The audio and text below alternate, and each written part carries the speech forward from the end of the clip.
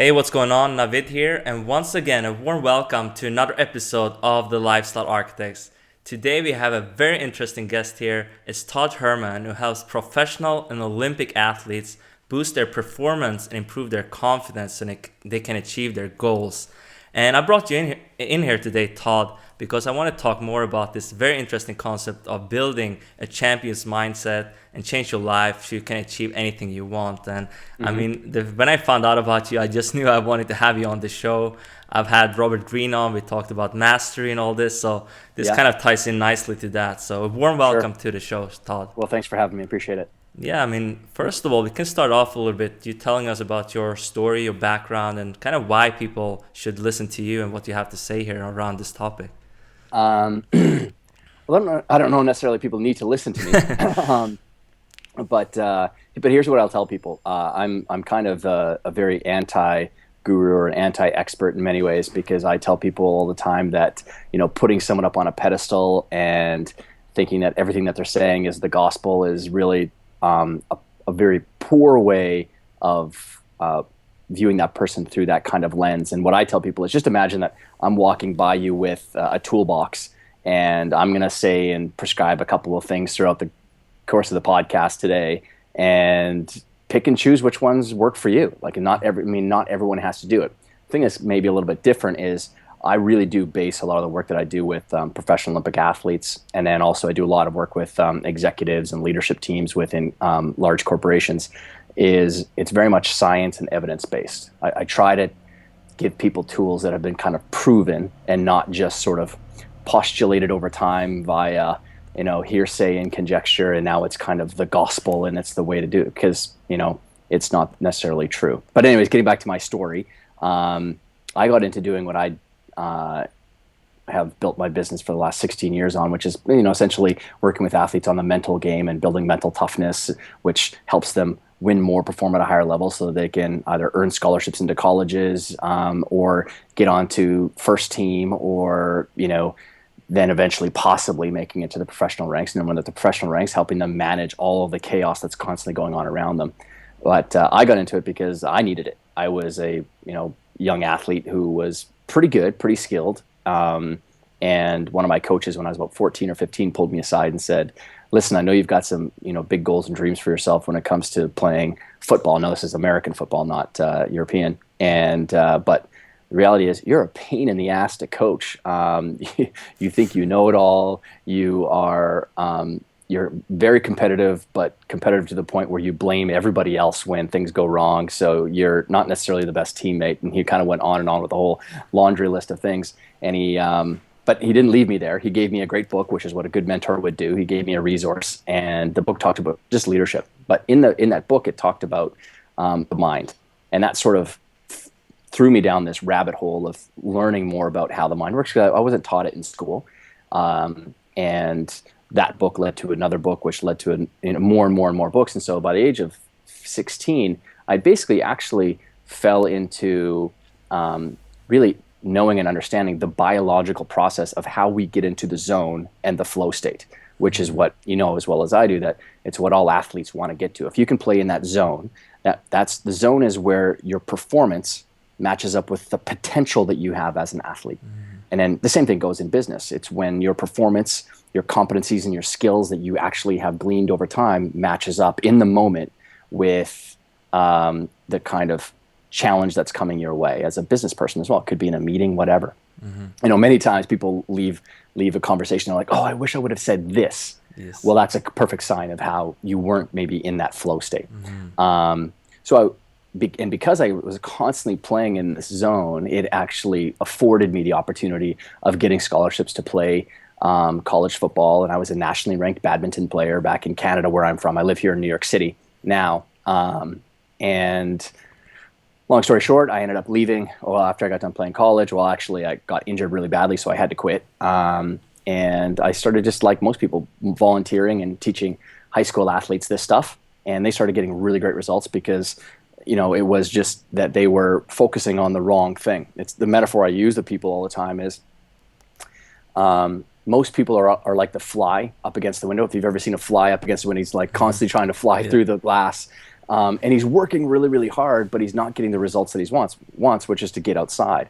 If he would just stop for a moment and sit down on the windowsill and take a look around and see that, oh, there's a open window to the left of me, which is a strategy, he would be able to escape. And same thing with many athletes or business people is they're doing a lot of activity, but it's not the stuff that is really, really that important.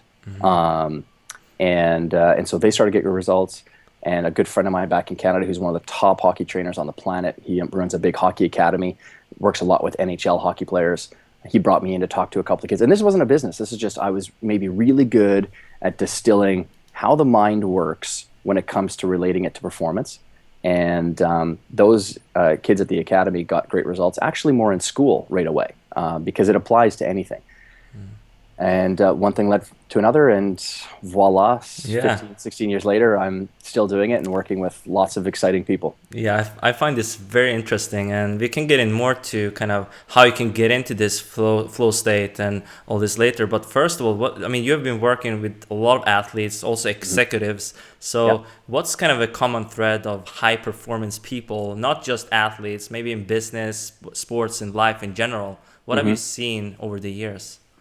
Well, it's one of those tough questions where sometimes people are looking for what's that one secret that, and the reality is it's not, because sometimes it's personality based. I will say though that if there is one common thread that a person could implement in their life, because it's the one thing I work really hard with my clients on, is especially on the executive side of things, they are very good at managing their activities and managing their calendar. Now, this isn't some sort of revolutionary idea, but it's the reality. They are very good at planning their tomorrow today. And there's a whole actually host of like cognitive and psychological reasons why that's such an effective way of doing things. But that's one of the things that they're really good at. The other thing is one of the great effects that comes out of planning your tomorrows today is you get really clear, and clarity is key. I mean, as an athlete, that when you're really clear about what it is that you need to do in the game today, it subtracts a lot of the other stuff that you might be thinking about. Like I remember one game where this was just a recreational sport that I was playing, but I was playing Australian football here in New York City, and the coach said, because it was a new sport to me, so I wasn't highly skilled at it. But if someone's not highly skilled at something, a lot of times you just throw them on defense because, we can kind of hide them there. And anyways, there was this one guy from the other team who was just killing us. And the coach was like, hey, Todd, can you just go mark that guy and just be on him like white on rice? And I went out and just shadowed that guy everywhere. And you couldn't kick the ball to him because he just had me pasted to his backside the entire time.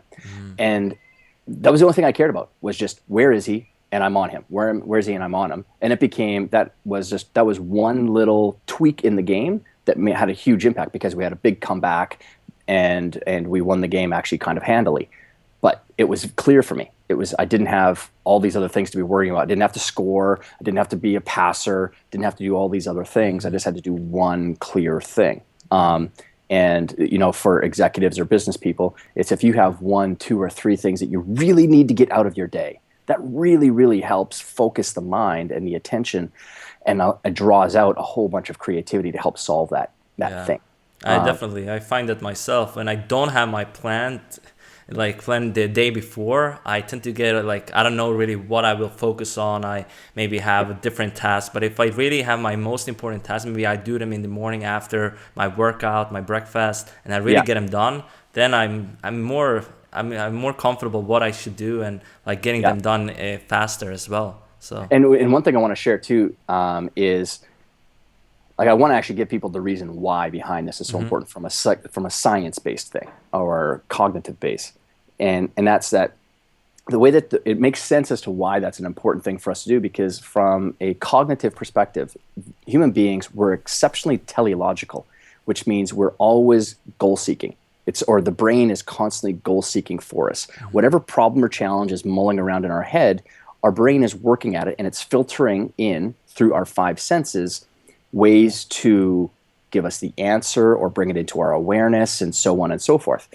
So when we focus in on a few things, it makes sense that it's what the brain loves, because now we're using its horsepower the way that it wants to be used. But when we're not, what the brain is actually doing via a reticular activating system in the back of the head, which is a big filter, what it's doing is it's going, man, Todd has no focus today.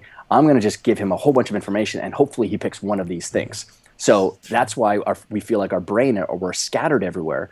It's just because our mind is trying to give us something to grab onto, to focus on. And usually what ends up focusing and grabbing our attention are the things that move us away from our goals.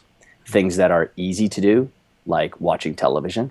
Things that are fun to do, like going and meeting friends for lunch or a beer or something like that, which are important. It's important to have relationships. But if we're trying to be very valuable to our organization or to our team, we have to be working on our skills and our competencies and doing the work that is important to us. But how do you really pick those kind of high value habits that kind of you can instill in your life? I mean, that's kind of what I find kind of difficult sometimes. What should I focus on the next day? I have so many things to get done. What should I do to get to the next level? Maybe in my business, whether you're in sports, life, whatever. So yeah, well, I'll use you as an example, because you're in a startup phase of a new business, and the very nature of that type of business is you're wearing a lot of different hats. You're the finance guy. You've got to make sure that bills are paid. You've got to, mop the floors and sweep the floors kind of thing. You've got to do the marketing, because you got to go out and find clients, and then you got to service those clients as well. So one easy way to do it is to take your days. So if it's Monday, Tuesday, Wednesday, Thursday, and Friday, and create a theme for each day. So it's a bucket. So Mondays are marketing Mondays. Every Monday, I'm going to focus all my 90% of my time. If there are things that have to be taken care of, like a client really needs something for delivery, me doing something for them, then I'll do that, obviously, because that's important to keep them happy. But more focused on my time on Mondays is marketing. Whatever I can do to help fill my funnel. Tuesdays is all about customer delivery and customer satisfaction. What can I do to go above and beyond what we're already doing for our clients? Wednesday could be the same thing with like customer delivery and marketing, maybe a split between the two. And then Friday or Thursday can be operational type things, making sure that the business is operating well on the inside. And then Friday could be all about it's financial Fridays. All the things that you can, like, if you're drained from the week, you can kind of put off, because it's not going to really take a whole bunch of creative power. It's just sort of you maybe plugging numbers in here and there and there. Like that's an easier way to do it. So for an athlete, it could be the same thing. A Monday can be all about one specific competency that's important. So for basketball players, if there's one skill that's important for basketball players, more than any other skill, it is not shooting and sinking baskets. Contrary to what everyone thinks, which is where everyone focuses their time, that's not important. It's not the most important thing. Because before you can even shoot the basket, you have to get yourself what? Time and space. So how do you get time and space in basketball? You've got to work on your speed and quickness and your dribbling ability. Those two things, if you did that, nothing but that, then you'd be light years ahead of many other basketball players that are out there. But every single business has these things that are, what are the core tenets that really drive performance? And that's what I work at with people, is finding what that is, and then holding you accountable and keeping you on track to make sure that those things are being done. Yeah, I mean, I think this can really definitely help in my case and in many other people. For example, with these interviews, I can batch them, maybe do them in one day during the week, and then do the editing another day of the week, and then I can get it done faster. I know my friend John Lee Dumas does the same for his daily show. He kind of does them this one day, and then kind of edit them, and then they are done. He can go on with his week, do marketing, whatever else he's doing in his business. So build relationships, because that's really one of the core things in business, is having relationships with lots of people. Definitely. I mean, and something else here that's important is this concept of goal setting, or kind of what I found work extremely well for me is setting a goal with a deadline. And I know you talk a lot about this as well. So, well, what's your take on this with setting goals? Yeah. So, one of the things that I work with people on is building out 90-day themes, or what I call 90-day sprints. And it's about compressing time. I actually refer to it as the 90-day year, because my clients, when I work with them on this stuff, we're able to accomplish in 90 days what most people take an entire year to do, simply because we focus attention on, doing a couple of things exceptionally well. Robert Greene would have maybe talked about it in mastery, about how do we master skills. Well, we don't master skills by trying to do 10 things at once. There's this great tribe of samurais in Japan back in the 15, 16, and 1700s who only practiced defending and attacking, so offensive and defensive, on their right side. They only did sword play on the right side. They only punched and kicked from the right side. They defended from the right side. They never used their left arm or their left leg. So, knowing this, the other clans would have what? Attacked them from where? The left, because that's their weak side. And yet, for 250 to 300 years, they were undefeated. They dominated out in the Japanese wilderness type of thing. And it was simply because when someone attacked them from the left, they were so good, because 100% of their time was focused on reversing an attack to the right-hand side, whereas the other people were what? Mixing and matching their practice time between left and right. And so they were more easily dominated. And taking that principle, well, then how can I apply it to someone else? Well, in a 90-day theme and sprint, and there's a cognitive reason why I do 90-day themes, and that's because to the brain, 90 days is like the horizon line. It can see and conceive about 90 days out.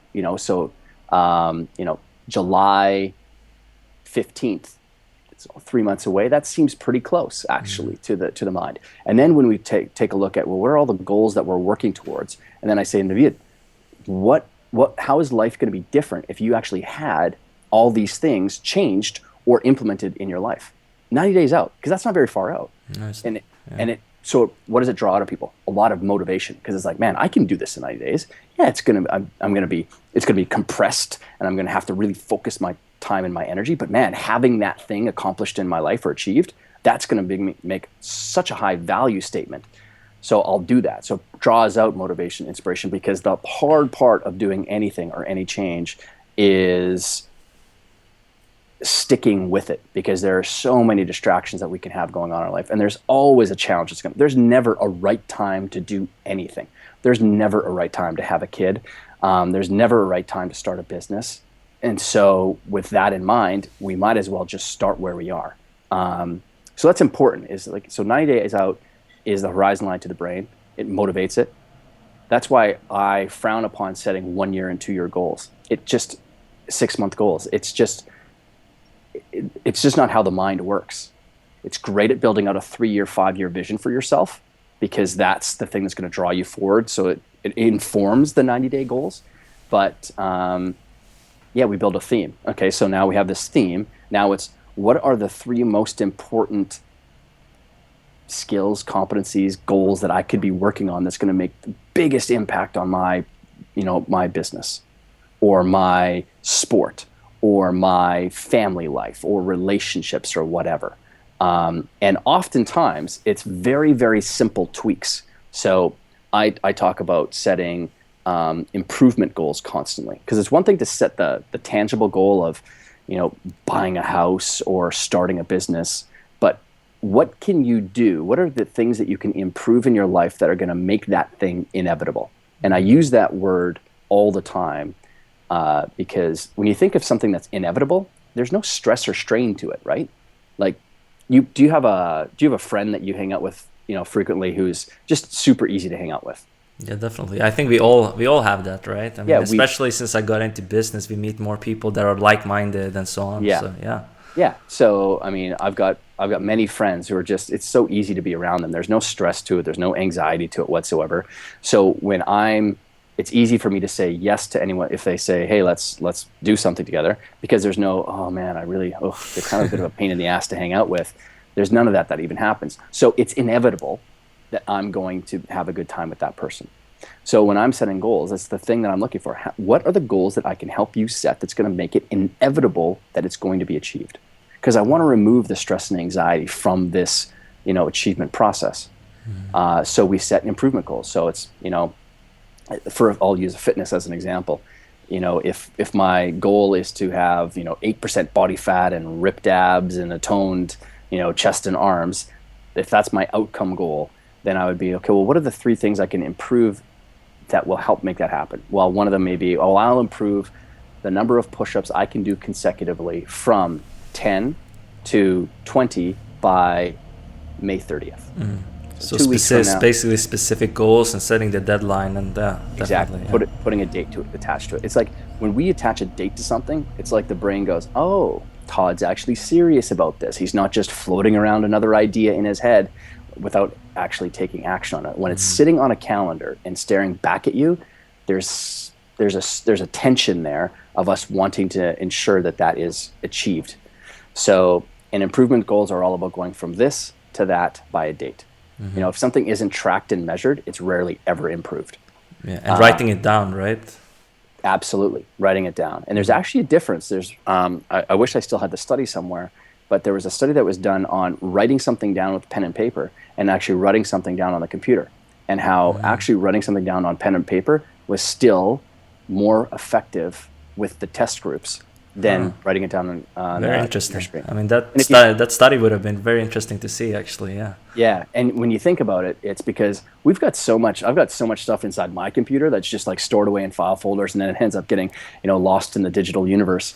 But pen and paper, it's in the real world. It's staring back at us face to face. So maybe it'd be interesting to see if you typed it in your computer and then you printed it out, and now it's in the physical world, if it's just as effective as writing it out. But I'm a big proponent of writing stuff down and getting it out of your head and onto paper. So,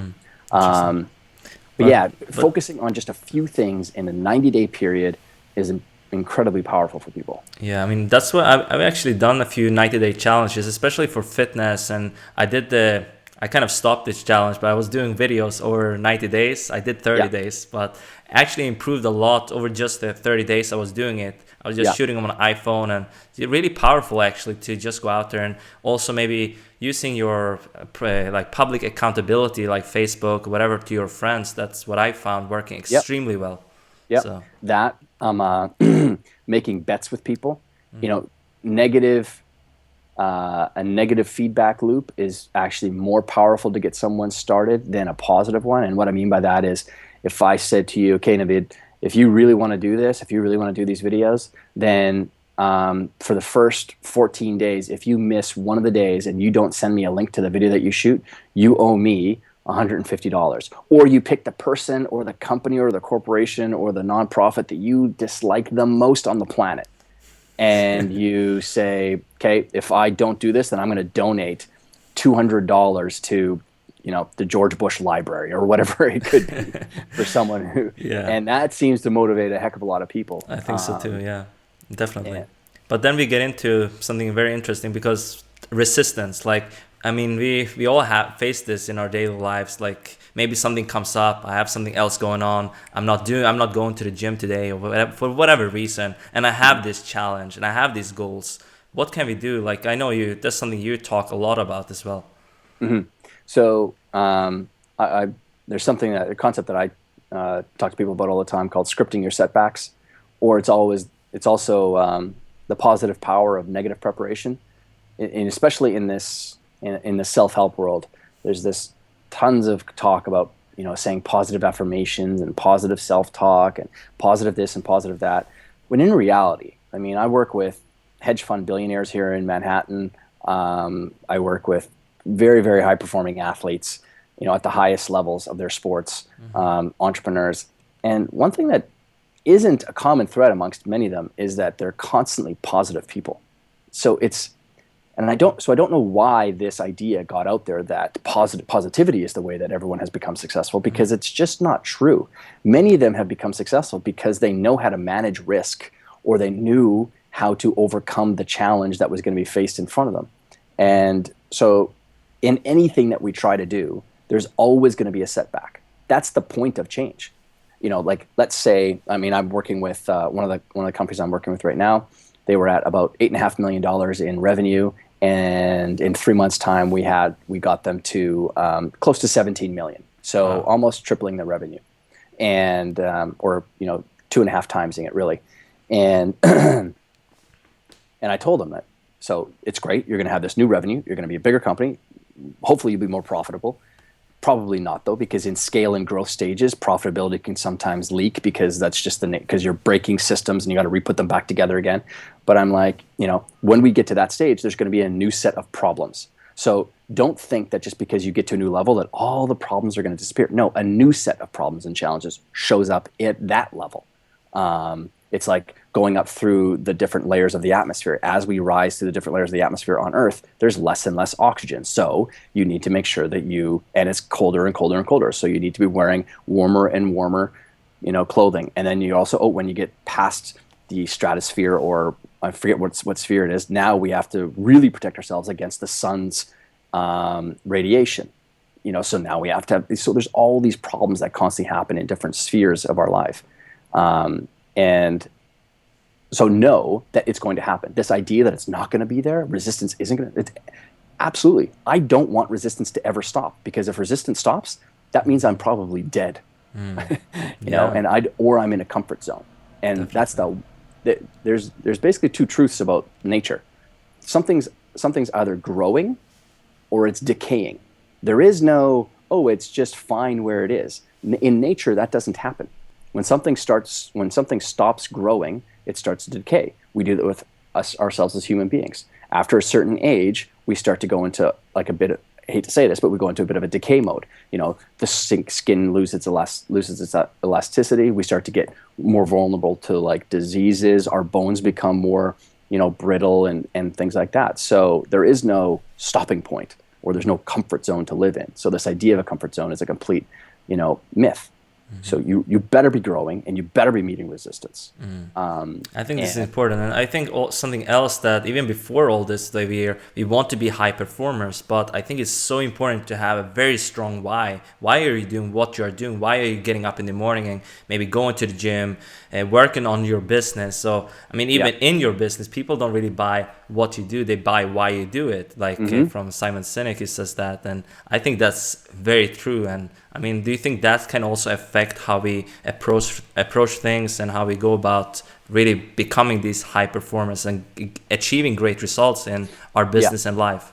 Yeah, for the work that I do, I call it like pulling the red thread. And the red thread really doesn't mean anything, but if you think about it with your shirt that you have on right now, if there's a thread that's loose, if I kept on pulling at it, eventually the shirt unravels and a person becomes exposed, right? And that's what I want to do to people's goals. I want to expose them to the truth that's behind it. And so I'm pulling the thread. So how do I pull the thread? I'm going to continue to ask Navid, well, why? Why do you want that? Why are you building a business? And you have to be careful with why questions with people, because they can come across as very judgmental. But in a coaching or a consultative way, there's an agreement that basically I'm going to be asking you questions that are going to be, challenging. So I'd be like, well, why do you want that? Well, what else? Yeah. Anything else? What else is that going to get you? Oh, you said that. Okay, well, why do you want that so much? Why else? Like and from my experience, it's just really funny how this happens. But after about answering 17 whys or 24 whys, people hit the mother lode. They are digging deep and digging deep. It's just like drilling a well. As you get deeper and deeper, all of a sudden you get to the gusher, and all of this motivation and this idea. They're like, oh, if I had that, that would be phenomenal. And a lot of times it's a very internal thing. It's usually something wrapped around learning something. It's usually wrapped around something that's going to be about growth, or about new experiences, or about excitement and adventure. Usually those four things is a major core reason why I would be wanting to do something. And you can wrap around other things like love or emotion, but when you take a look at really babies and infants are the most phenomenal people to watch when it comes to like goal achievement. Because it's not like I've got a 1-year-old, Molly, and it's fascinating to watch them because there is no self-talk that's going on that's telling herself that she can't do something. It's just when she sees us walking around constantly. So that seems like it's a pretty efficient way to get around. So I'm going to try and do that. She's going to constantly get up and walk around, or attempt to get up and walk around, and she falls down and she falls down and she falls down. Eventually, she learns how to walk. And at no point in time did she get the idea that, I should probably quit this. It was just she's learning, she's growing, she's experiencing new things. That's what they're doing. They're constantly they touch everything, and usually the things that you don't want them to touch. And if we took that same approach to business, I'm going to test this out. It's just a test. Nothing in the world is going to crumble down upon me. How do I know that? because there's a lot of business people who came in before me, and in the world I didn't break the world. Definitely. So I mean, something interesting is also the concept of failing or fear. That, I mean, how I see this, like, of course, some ideas might not work out, but I mean, I see this feedback like a test. You can, I mean, if you just see it as feedback, you will never give up. You will just keep going till something hits, something works, and then you just move forward. So, yeah, how can you really get over this fear, or maybe the fear of failing when you're starting something? For example, in my case with interviews, I was super afraid when I was starting with interviews last year. I was like, yeah, my first exposure. Even hearing my voice was scary at that time, and now I'm just sitting, it's more comfortable. I can have yeah, conversation with really inspiring people. So yeah. what's some actionable steps people can take to get over this?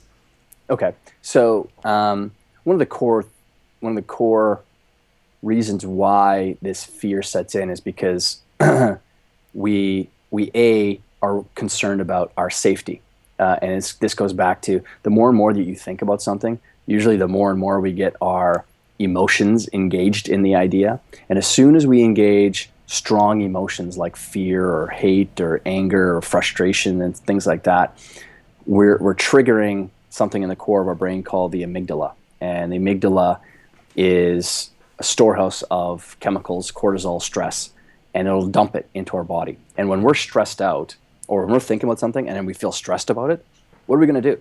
We're going to avoid trying to think about that thing or doing the thing so we don't get this feeling inside of ourselves. And usually, I mean, that how I've reversed the curse on it is, for me, it's a sign that I'm about to do the right thing. And it's simply because of the way that it's the framework with which I view the world through, which is that I'm constantly trying to grow and learn and experience new adventures. Well, here's what I know about learning something new and growing and, experiencing new things and having an adventure is things are going to be new to me. I'm not going to have all the answers in the beginning, but my goal is to go out there and get answers, because the why behind why I'm doing it is because I want to be able to be as valuable to the people around me or to my clients as possible. And the only way that I can get that is if I go out and get more and more answers to things. Without that, I'm very one-dimensional. I'm not going to be that helpful. And it's why I can actually play between multiple worlds. I mean, I built the leadership program for some of the biggest oil companies on the planet. I've worked inside of really, really big companies, and I've worked with like the smallest little, group of 12-year-old soccer football kids, around. And it's just because I have this array of experiences. But breaking something down to the most ridiculous. Well, what's the first step that you can take? Let's not even think about you even talking to someone yet. What's the first thing that you need to do in order to kind of get this podcasting interviewing thing going? Well, I'd probably feel a little bit more confident if I had maybe a good list of questions to ask people, because I'm really worried about not having anything to say. Okay, so I'm going to go out and I'm going to get 20 good questions to ask people. Okay, great. Well, I'm really concerned that my audio is going to be really crappy. Okay, so maybe I can go and get a good microphone. And geez, you know what? I'm really good friend. Jordan is one of my best friends, and I'm going to practice with Jordan because he's really supportive, and he always is kind of there for me. So I'm going to ask him a bunch of questions and learn to be more curious about answers that people give me. And it's just, we can stair step our way through it as well. Here's the reality though, and it's the one thing that helped me out the most with my business career and my sporting career was, and I'll actually use really history as the example. Do you know why the Renaissance was the most prolific era in art? No, I don't. Okay. The Renaissance was the most prolific time in art history because it was all wrapped around apprenticeship. There's Michelangelo and Donatello and Raphael and Leonardo da Vinci and phenomenal artists in a very small pocketed region. So the environment was really important too. So if I was an artist and I was in Luxembourg, I wasn't around the right people there because it wasn't prolific there. So environment is really important. So how can I get around the right environment? because that is a key determinant of success. And then how can I get around, so environment can also be the apprentice or the masters or the mentors that we have. So how can I get around the right people? For me, I reached out to people who were way higher levels than myself and said, what can I do for you for free? What's a project that you're working on right now that if you got some of the work off of your plate would really free you up to do the high value tasks that are really important? And I'll do it for free. I want to be around you because I love the way that you think. For me, if people reached out to me constantly and were, not asking me for something, but instead were offering something, my response to them would be very different, because I get people asking me for stuff all of the time. Mm-hmm. Yeah. And there's been only a couple of people. There's only been 2 people in the course of my career that have ever reached out to me and said, hey, how can I come and learn under you, and what can I do for you for free? Because that's what apprentices did during the Renaissance. They did it for free. Yeah, that's what Robert Greene talks about too, actually, now that you mention it. Yeah, actually, I know about this too, that it's so important that what can you bring to the table rather than how can you help me? It's like the other way around. How can I help you? You are on a higher level than me. How can I bring value to you? And I want to caution someone. I know someone's listening right now and they're like, yeah, but I don't really have anything to offer. Exactly, yeah. And I'm going to tell you, yes, you do. Here's what you have to offer. Time. You have positive energy. So it's one thing for someone to come to me and ask me or say, hey, I want to really offer my time. But if they're just a dickhead and they're someone I don't really want around my business because the culture of my company is really, really important, then no. But if someone comes, I'm going to bring myself, my time, my passion, my positive attitude, my solution-oriented mind, I'm going to try and, help you out as much as I can. I'll bend over backwards. And here's what happened for me. It streamlined and opened up tons of doors, because the work that I helped other people with, they said, okay, Todd, now, for this phase of your business life, you're going to need some contacts. So I'm going to open up some doors. I'm going to introduce you to this, and this person. I would have never been able to get to those people because they were 5 people removed from me. Mm-hmm. But now that I had, a great mentor, it did open up a lot of doors, and it accelerates growth. Definitely. Something else here that's kind of brings on to what I'm talking about with fear is that we have other people in our lives. Maybe they are toxic, maybe friends and family, and they don't really support what we do. Especially in my case, when I started out, I didn't have many friends doing this. And that's also why it's so important to get maybe this apprenticeship mentors, and not only mentors, but people maybe on the same level as you starting out. So, how do you get rid of other people that maybe not support what you do? It's even in sports when I was growing up, I remember I had support from my parents. My dad is from Iran, so he was always pushing me to do great things in sports. He was driving me there, but it was also a little bit pressure, to do great things and really achieve great results, score in soccer and so on. So how do you get over this? And maybe it's a good thing too. I don't know. It's absolutely a good thing. Here's the problem with some of the people that I think are out there offering advice, with this idea of toxic relationships. And they say, oh, you just need to get rid of them. You need to get out of these toxic relationships. Mm-hmm. And I'm like, how valuable does that make you though? Because if you only know how to handle positive people, you're very one-dimensional. Because the reality is, in the world that I play in, you got to know how to handle very tough people. There's a guy that I work with who is a complete asshole to his staff. He's worth, a little over $2 billion. And he's an ass. And he knows he's an ass. And he can get away with being an ass because he's got so much, so many resources behind him. And people want to work for him because, well, it's a good paycheck and it's not necessarily the greatest economy right now, right? You don't want to be throwing yourself back out there when it's maybe difficult to find a job. So that just makes me more valuable to know that I can handle very, very tough people and tough relationships. So I don't think you should be removing yourself from them. Here's what I think you shouldn't do though. If you have something new that you're working on, don't share that information with them so that you can just hear their negative perspective on it. Because remember, there's 2 worlds that are colliding right there. There's Todd's world, who's working towards something, and then there's mom or dad, whoever that may be. So I'll just say mom. And mom, she doesn't want a whole bunch of change to happen. And when she sees you changing, that confronts her reality. And it's only out of actually safety and comfort going back to that she's trying to like quell things and like, no, I don't think you should do it.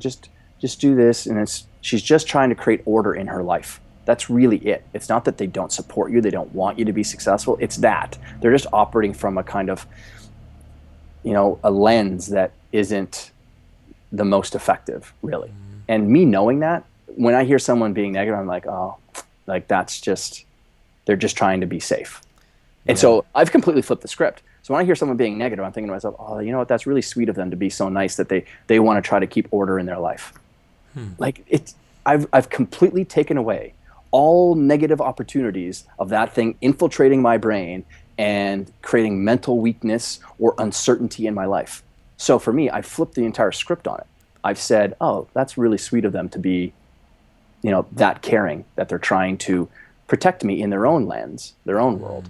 I mean, this makes a lot of sense. This is definitely going to help me more when I approach other people in my life now on a daily basis that they might not care about what I do. They may maybe be protective, as you said, it may safety. I mean, when you're going into a new business opportunity, all people, maybe you should get a job, maybe you should do something else, right? So that happens on kind of a daily basis. Other people stop caring about what you do, but that's okay. They don't even bother me. But other people that mention it, that's kind of the people you can approach this to. And this gets back to something we talked about earlier about scripting your setbacks. This is about thinking ahead of time. Okay, the reality is some people aren't going to be positive or they're not going to support me the way that I want to be supported. Again, this is my idea of support. So now that's kind of being selfish, but whatever. I want to be supported in a very specific way, and some people aren't going to support me in a very specific way. And damn it, I'm going to tell them flat out that you're being a jerk or whatever. No. If instead I say, okay, well, if someone actually is, being unsupportive, what can I say back to them that's me being the type of person that I want to be, which could be like just something as simple as nice. How can I respond in the nicest way? And so if I told you I was doing something and you said back to me, oh geez, I don't think that's a really good idea, I'd say back to you, you know what? I really appreciate your opinion, and I really appreciate you trying to look out for me. Yeah, that's great. Yeah. You know what? You're one of my best friends, and I just don't want to see you get hurt. You know what? I love that. I love that about you. Thanks. Now, like, I'm not. There's no place for that thing to go and hide inside my brain to go and explode later on in a cycle of negativity, possibly.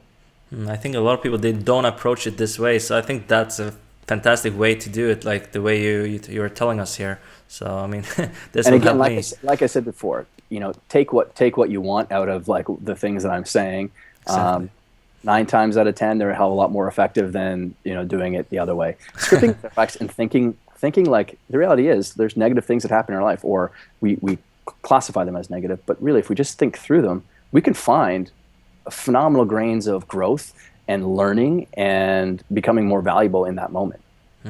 I mean, something else I wanted to get into is a little bit personal. I know it's really important topic too, because how you can actually turn kind of an adversity to advantage. Because I had a tragedy last year when my brother he passed away. I was telling you a little bit before the interview, and I know you were also in a quite serious diving accident, if I'm correct. And and you kind of you recovered to almost 100%, I guess, right? And that's pretty admirable that you did that. And can you tell us a little bit about how you can turn this adversity to your advantage and make it a success? And that's what I've done with my story, that I drive from my brother's death, like was really, I mean, well, obviously my entire family. Last year was the year of personal growth for me personally, that I took action, and I really figured out that life is super precious. I have to get going with something. I have to start. I had started like a year or two before with personal development, but I didn't really start anything. So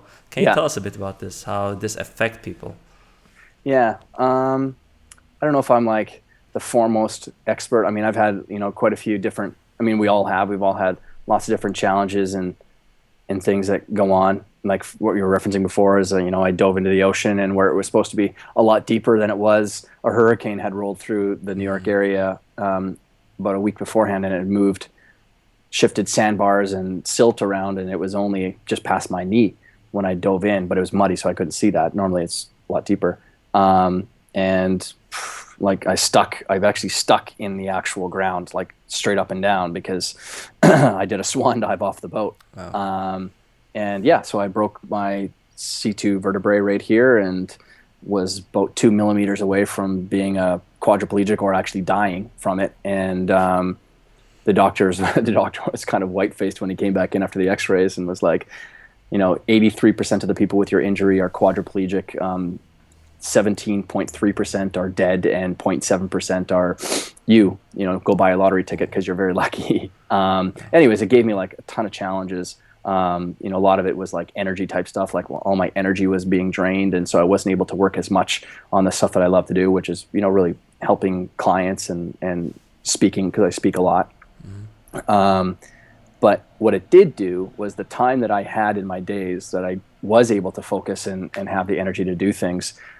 I mean, there wasn't a lot of crap that was filling up my calendar, my days. And so it focused my attention on things.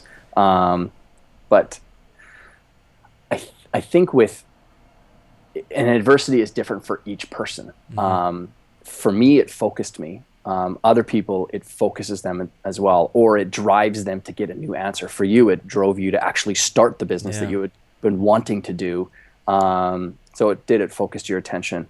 But one big thing for myself, because it's not a Todd thing as much as it was, I had really good people around me though too. I mean, again, that gets back to don't wait to get around good people. Get around them as quickly as possible. If you don't have really great supportive people around you that you deem as being supportive, then make it a 3-month sprint, make it a 90-day sprint or a theme to start experimenting with different groups that you could possibly, go into and get value from and work with. But the adversity side of things, it comes down to your attitude, I think, as well. Like, am I going to use this, or is it going to use me? Yeah. And I'm going to use it. I think it's important, because if other people around me, for example, my mom, she took it a very different way than I did. Obviously the first 2 months after, it's really hard. I didn't really do much, but then I was like, what am I doing? I'm just sitting at home. I'm not doing much. So I worked a lot. I worked my ass off after this, actually. But something else it did, it was like I was always into fitness, so I couldn't really focus on many things. And I could focus really well on kind of my website and getting content out there, maybe getting my first clients and so on. I could focus on that, but I could not focus on much more. And now, a year after, I can get into all the other things I wanted to do. I got into this challenge with videos. I started my fitness challenge. I do a lot of other stuff now a year after. It's still hard. You still get these negative thoughts in your head. I'm sure we all do. But something you mentioned with focus, kind of concentration, I think that's key. I mean, after such a thing, that you can actually be able to do this. Yeah. The other side of it too is there's studies that were done in the mid 2000s on post-traumatic stress disorder, and basically we'll use the military as the example, because that was really what the study was for, was military veterans coming back from the various wars that were happening around the world, and they have extraordinary levels of stress, and they can't distance themselves from what was happening on the battlefield to now coming back into real life, or not. I mean, everything was real life, but normal societal life, and they would go through therapy. And so therapy is all about talking about that experience over and over again, and talking about that experience over and over again. And what they found was the most effective and proven way of getting people to create time and space or distance from the emotion and actually being able to operate from a normal level again was actually writing and putting their thoughts onto paper via maybe retelling the story again, so that they can actually get some sort of distance from it. And for myself, that's what I did a lot too, was just writing stuff down. And again, like, there shouldn't be any resistance to writing something down, because it's not like I was writing this to go into a memoir or a novel. I mean, who knows, maybe someday it would, but that's not the purpose. The purpose was for me to just like get stuff down on paper, regarding kind of what I was going through at the time. And it totally helped, because it kind of freed that stuff up, so that I could continue to, operate the best I could in the day. Yeah, I mean, I'm sure. And do you also like when you're we talked a little bit about this, but when you're setting goals, do you also visualize kind of what it will be like when you have a kind of reverse engineered process or whatever? So do you do that as well? Well, the very nature of writing down is it's stimulating forethought, because you can't write something down without also be thinking about it. And the act of thinking, we usually think in imagery. Some people, a small percentage, think auditorily, so they hear the sounds of something. Because I've taught imagery for so many years to athletes, I'm very holistic with the way that it's like a 3D avatar thing that's going on inside my head. It's very, very real. And I can do it. Some people think that when you visualize something, that you have to have your eyes closed. And for me, I can have my eyes open, talk to you right now, and my mind can be playing a completely different movie screen, because I've talked about it for so long. And the nature of teaching is you usually become very competent at something. But so writing something down stimulates. So you can get better at this, right? As you're saying, if you're doing it so many times, you can start visualizing, seeing maybe this goal you have more clearly in front of your eyes, basically, right? Yeah, absolutely. And I mean, it gets back to that that filter that we have in the back of our head, the reticular activating system. It's when we focus on something more and more and more, the brain picks up, because we're just laying down neural pathways constantly then. So now it's going to trigger more thoughts about the thing. And we're going to be thinking about it more. It's going to be kind of in the forefront of our mind, which means that the brain takes it more seriously and thinks that it's, a part of who we are. And it's going to go about giving you the creative ideas, the actions, the conversations you'll hear. You'll be reading a magazine or a newspaper, and you're going to pick up an idea from that. Whereas that stuff was always there. It wasn't important to you before. Now it's important. So now we're filtering through the stuff to help us achieve that thing, whether it's positive or negative. Yeah. I mean, something I find, especially after this horrible thing happened, that when I worked on stuff I'm really passionate about, you talked about this in the beginning, then we are getting into this zone or flow state. So what's some ways you found for yourself how you can get in there? Because that's when we excel, we are the most productive, we are getting the most stuff done in our business and in our life. So Well, step one is we got to be really clear about what we're trying to achieve. What's the thing that I'm working on? So even for me, when I'm about to start working on something, I will write down. I've got index cards sitting beside me all the time, and I just pull one out and I write down on it for the next 25 minutes or for the next 45 minutes. I'm focusing on getting through all of the email in my inbox.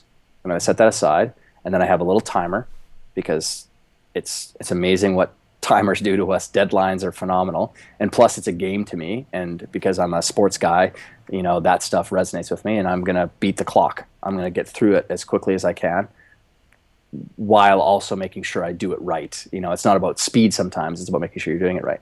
But being very clear helps get it done, and then making sure that, computers are fantastic, but this idea that we have to have all of these notifications going off on our phone and that is, if you ever hope to get anywhere near an effective workday, you're deluding yourself to thinking that is going to help, because it's not.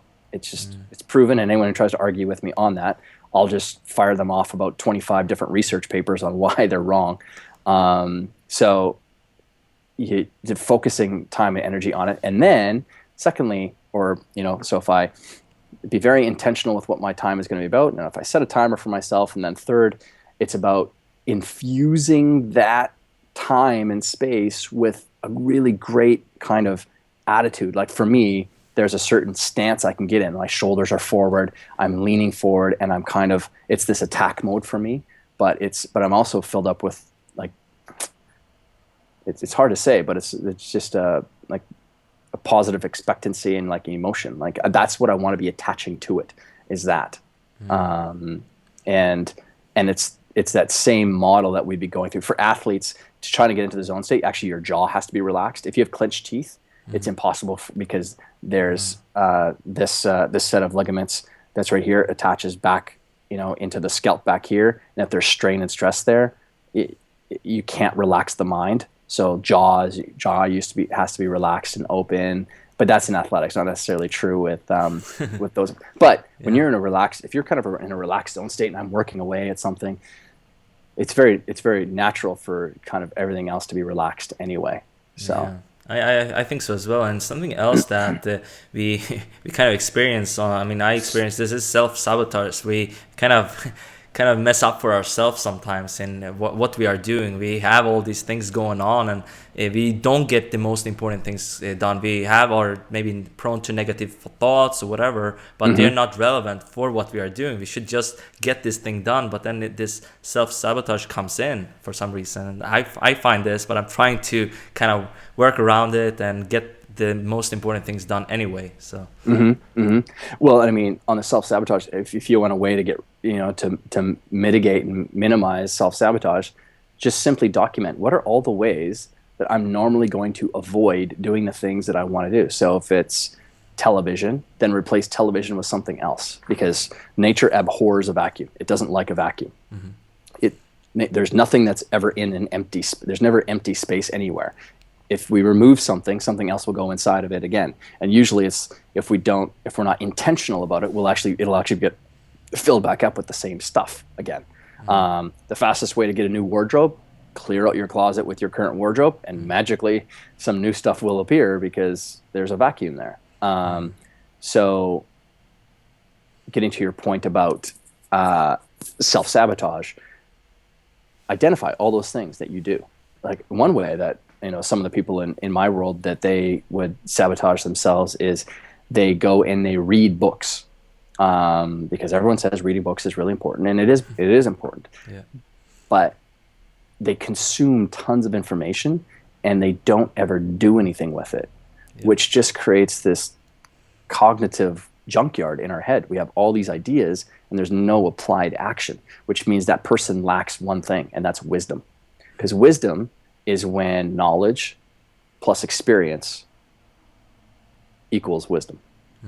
If you only have a ton of knowledge, you're not. I was that person just reading a lot of stuff, reading personal development. I mean, I took some action on stuff I've read, like developing relationships and all this, but I didn't really implement this in what I'm doing in my business. Now I'm reading with a purpose, and same with creating content. Creating content with a purpose, so it's actually I know what I'm doing when I'm doing something. So it's a high value task, kind of when I'm reading something, when I'm doing an interview like this. I know why I'm doing it, so that's why it's super important, I think, as well. So definitely. And something here before we're reaching the end, but like when you're doing all these things, kind of you can also develop amazing confidence. For example, you're getting over the fear. I started with interviews. You can develop this confidence in a very powerful way. And how have you worked with people in order to, if they come to you and they have maybe low confidence or low self-esteem, how can you improve that over a short amount of time to maybe take more action or whatever you want to do? Yeah, so one of the big things with helping people with confidence is we want to close feedback loops as quickly as possible. So what I mean by that is a feedback loop is we do something and then that loop comes back and we get feedback from it. What many people do is they start doing something and they stop before they even get the answer or the loop completed. And even mentally, the brain hates unfinished projects. I mean, that's why one of the first things if I'm working with an entrepreneur or business owner, a really effective use of their future time is to clean up and clear up tons of the junk and space that they've got going on inside their office, possibly, or maybe back home. Clean up your garage or hire someone to clean up your garage if you don't want to do it, but just get it done, get it out, because it's a task that you keep on thinking about and you hate looking at. But with confidence, it's about getting people that loop closed as quickly as possible. So I'll break down, so if it's an athlete or if it's a executive, it's what's something that we can get a really quick win at, so that you can feel like it's okay. Now I'm seeing some progress, because if we don't close feedback loops, we don't feel like there's progress moving forward. If we don't feel like we're actually improving our life or our business or our game in some way, then it's not a good thing. That's how we lose confidence, because we just don't feel like we're improving at all. So that's the one thing, is find very, very small things that you can take care of that aren't scary to you, but get the kind of the ball rolling. Momentum is everything. Yeah. With some of this stuff. That's why with the types of coaching and consulting and advisory stuff that I do is I'm trying to front load things as much as possible to get people momentum, because I know when we get momentum going, it's really hard for it to stop. I think this is very important as well, because I mean, momentum is key, as you say here, because if we get this momentum going, for example, with interviews, whatever you want to do, essentially, you have a fitness goal, you go into the gym, you're getting your first results, you're seeing maybe your abs showing after a week or two, whatever, and then then you want to keep going. But if you don't see these small wins, then then some of us quit. If maybe your why is not strong enough for whatever reason, then you quit. So I found this myself too. And you just brought up a good point. There's some things when we start doing them, there's a certain time lag that happens. With fitness goals, some people can respond to them really, really quickly. Like me and you, we'll respond to a fitness regimen way differently than someone who's never worked out, really, because there's something in our bodies called muscle memory. My body knows how to reshape itself back down to its, sculpted football playing days. And same thing with you. So we can shed stuff way more rapidly because it's built into our, physiological DNA. Whereas someone who's never worked out so we could have two people beside each other, the exact same build at the current state. One person has a history of being in athletics and one person never did. This person over here will, of course, get results way faster. It's science. And so when you're taking fitness goals, taking a look at trying to find abs after a week, don't do it. And don't do it after 2 weeks, because oftentimes it's about the 28th day or the 4th week when we really start to see a major difference in our fitness. And then it just starts accelerating from there, because that's the momentum factor. Momentum sometimes takes a little while to build up on the feedback loop. Yeah, but maybe this is also a little bit the emotional struggle we can have sometimes when we are going into fitness, whatever. How do we tackle this if we don't get results and so on? I think a lot of people, they quit because of that as well. Well, and they weren't really committed anyway. Yeah. Most people are very. I say there's interested people and there's committed people. Some people are interested in something. They're interested in the subject, or they're interested in getting having a better, healthy life. But those are the people that get the idea and don't implement it, or they implement it for a couple of days. Committed people, they're like, no, what? I'm going to see how this goes for 90 days. It's 90 days. It's not the rest of your life. Just do it for 90 days and see what happens. Definitely. So now we're reaching the end here, but where can people really find you, and what's some interesting projects you are working on right now? Yeah, so I really don't have. I do a lot of work with corporations, so I'm kind of more embedded. I'm not really on the public scene all that much, but I'm starting to build out some more content and things for people on the web. But for starters, people can go to thepeakathlete.com. That's where my sports site is, I guess. And then I also have a 90-day program 60-day program at thechampionschallenge.com for athletes. And actually a lot of business people have taken it as well. And it's every single day there's a new piece of content covering off how to perform at your absolute peak level, and how to actually build your skills and approach life in your game in a more structured and mentally tough way in many ways. So thepeakathlete.com or thechampionschallenge.com, and either one. If you're on an email list, eventually I'll be letting people know about other projects that I've got coming up. Okay, very cool. Actually, Robert Greene mentioned something in the interview about that. He believes that you can basically achieve anything, but you're maybe more prone to something, and you should focus more of your effort. That's something we didn't cover. Maybe you can tell us a little bit if you believe that people have talent for something, or if it's just hard work and whatever. Can you achieve really anything you want if you just have a strong why and why you are doing what you are doing, basically? No, I don't think that everyone can achieve anything that they want. I think that there's tendencies for people, and talent is a complete myth. I don't believe in talent. Talent is a complete cop out for many people.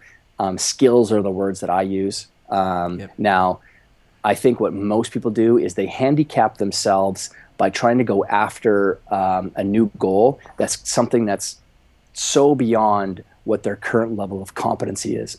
Sorry. And so starting from, well, what are my core skills?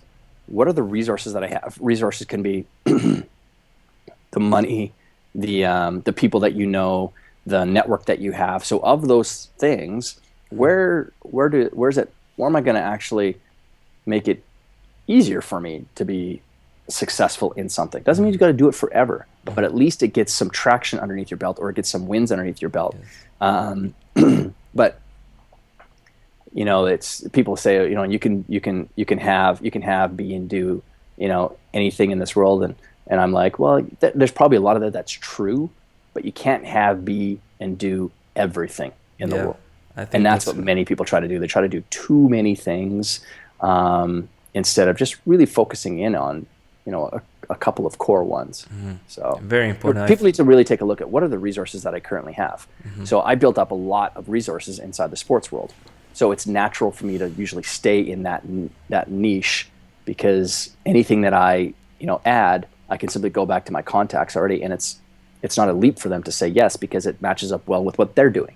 But if I go into the dry cleaning world, it's something I've got no contacts in, there's a lot more friction there, and it's going to take a lot more time and energy to build that up. Doesn't mean I can't do it, but then the question becomes, do I want to do that? Exactly. Well, maybe not. Develop some marketable skills. I think that's a really great concept, especially if you want to start a business or whatever. Like, get into something, get some skills, and then you have a business. Even in sports, if you are good at something, you're playing soccer, you can just work harder on that if you have some skills. And I mean, of course, obviously in soccer, maybe some people, they have more talent for it, but if they don't work hard, they will not go pro. Some people, I think so as well. I would have never suspected that. I mean, because my goal was to make the NFL, to make professional football, and yet now I get to work with professional. I mean, I would have never suspected that the road that I was gonna go down was gonna allow me to work with professional soccer players in Europe. I've worked with Real Madrid. I've worked with really big names and big people.